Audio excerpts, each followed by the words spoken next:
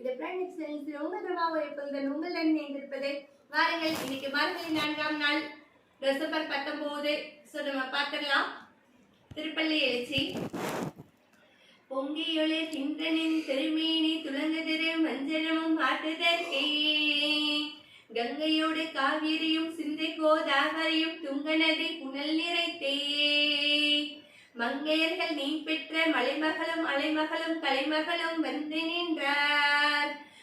எங்கு முறை நின்ற உனை இம்மருவூர் வந்த உனை ஏத்தவெளி மலர்ந்தருள்வாய். இதனுடைய விளக்கத்தை பார்த்துடலாங்க.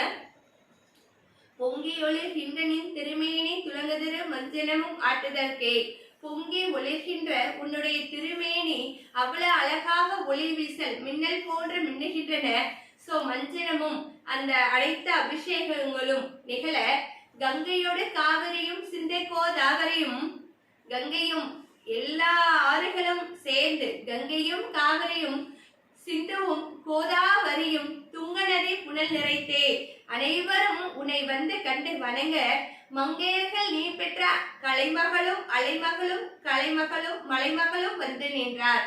மங்கையர்கள் நீ பெற்ற பார்வதி அம்மையாரும் லக்ஷ்மி தேவியும் சரஸ்வதி அம்மையும் மூவரும் வந்து நிற்கிறார்கள்.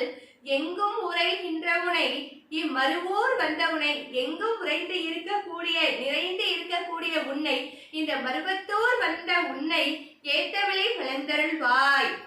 உன்னை நாங்கள் காண வந்திருக்கிறோம், தாயே எழுந்தருள்வாயாக அப்படின்னு சொல்றாங்க. திரும்ப ஒரு டைம் சொல்லிடுறேன், நோட் பண்ணிக்கங்க.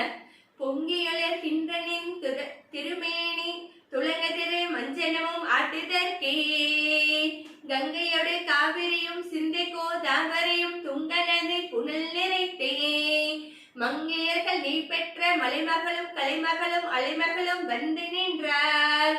எங்கு முறைகின்ற உனை இம்மருவூர் வந்த உனை ஏத்தவெளி மலர்ந்தருள்வாய். Have a nice day viewers. Bye.